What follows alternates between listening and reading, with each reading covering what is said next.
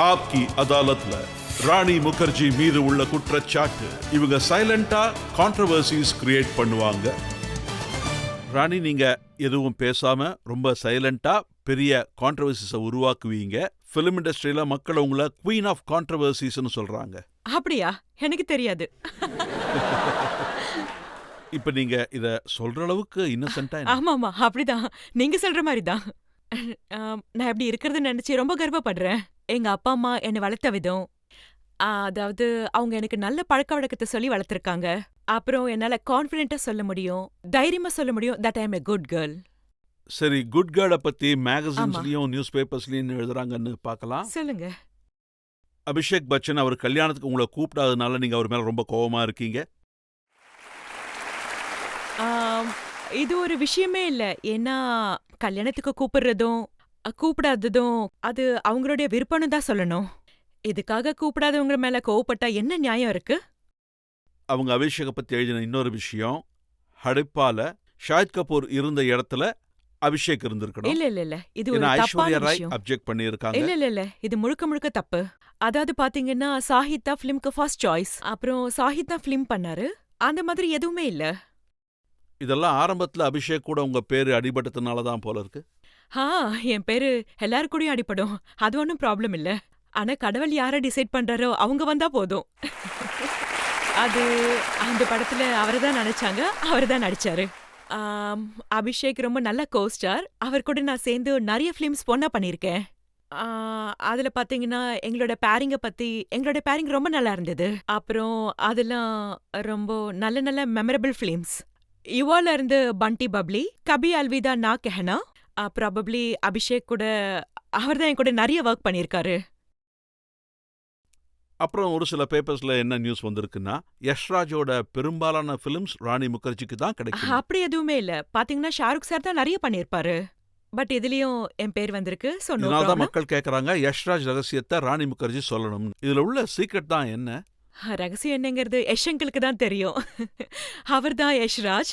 யஷ்ராஜோட ரகசியத்தை அவர்தான் சொல்ல முடியும். வெறுமே யஷ் அங்களுக்கு தான் தெரியுமா, இல்ல ஆதித்ய சோப்ராவுக்கும் தெரியுமா? அவருக்கு டெஃபினெட்லி தெரியும். ஆதித்ய சோப்ரா இருக்காரே, அவரு யஷ்ங்களோட மூத்த பையன். யஷ்ங்களோட பையன். அவர்தான் எல்லாமே ஸ்டுடியோவை ரன் பண்ணுவாரு. டோட்டல் கண்ட்ரோலுமே அவர் கையில தான் இருக்கும். சோ அவருக்கும் தெரியும் ராஜ்க்கும் யஷ்ராஜ்க்கும் இருக்கிற ரகசியம். சரி, இந்த ரகசியத்தை சொல்லுங்க. சொல்லுங்க. இது ஒரு மேகசினோட கவர் பேஜ். இது 2007 அக்டோபர்ல வந்த போட்டோ. இதுல என்ன ஆமாமா. எழுதியிருக்குன்னா, கல்யாணம் டு ஆதி, ராணி மேரிட். ஆதித்ய சோப்ரா கூட உங்க கல்யாணம் நடந்துருச்சு. ஆமா, அவங்க இஷ்டத்துக்கு எழுதுவாங்க. ஆனா அதுக்கும் ஏதாவது சொல்லுமா?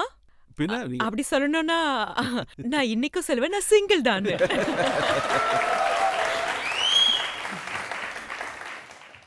அப்புறம் இது வந்து பழைய விஷயம், 2007ல வந்தது. இப்ப ஆமா. இன்னொரு விஷயம் இருக்கு. ஆமா. இது ஜூலைல 2011ல நவபாரத் டைம்ஸ்ல வந்திருக்கு.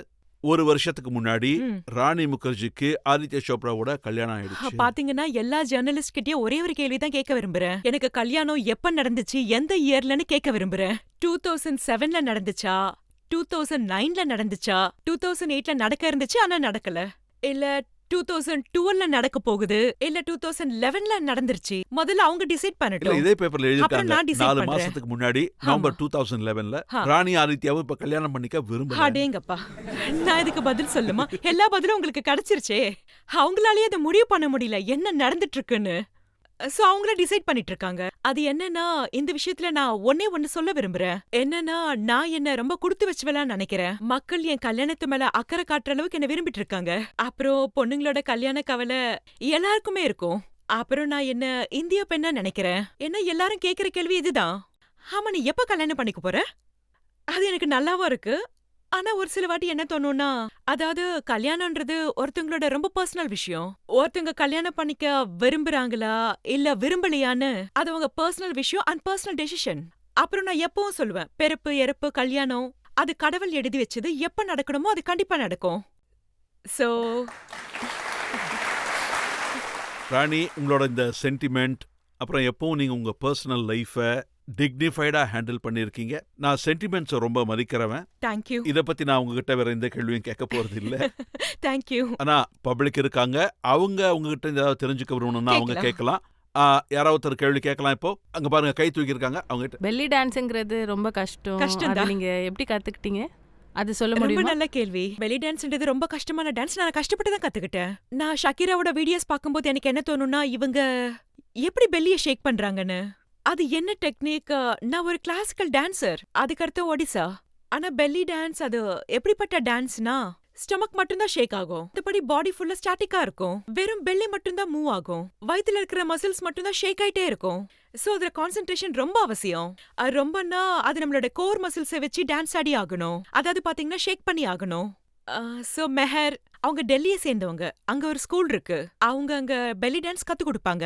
அதாவது வைபவி அவங்கள ஹையர் பண்ணாங்க. அவங்க டெல்லியில இருந்து பாம்பேக்கு வந்து எனக்கு பெல்லி டான்ஸ் கத்து கொடுப்பாங்க. அவங்க டெக்னிக்ஸை கத்து கொடுத்தாங்க. எனக்கு 2-3 மாசம் ஆச்சு இந்த டெக்னிக்கை கத்துக்கிறதுக்கு. இன்னைக்கு என்னால பெருமையா சொல்ல முடியும், அவங்க அபிஷியலி எனக்கு பெல்லி டான்ஸோட புக்கு கொடுத்துட்டாங்கன்னு. ஹலோ மேடம், என்னோட பேரு பல்லவி முகர்ஜி. ஹே முகர்ஜி, பிரமாதம். அண்ணன் தங்கச்சி அக்கா தம்பி. மேம், நீங்க ஒருவேளை ஆக்டரா இல்லைன்னா என்னவா இருந்திருப்பீங்க? உங்க ஆக்சென்ட் ரொம்ப ஸ்வீட்டா இருக்கு. Thank you ma'am. ஒருவேளை நான் ஆக்டர் ஆகாம இருந்திருந்தா இன்னத்துக்கு 2 குழந்தைங்களுக்கு அம்மா ஆயிட்டு ஆடியன்ஸ் அங்க உட்காந்து கேள்வி கேட்டிருப்பேன்.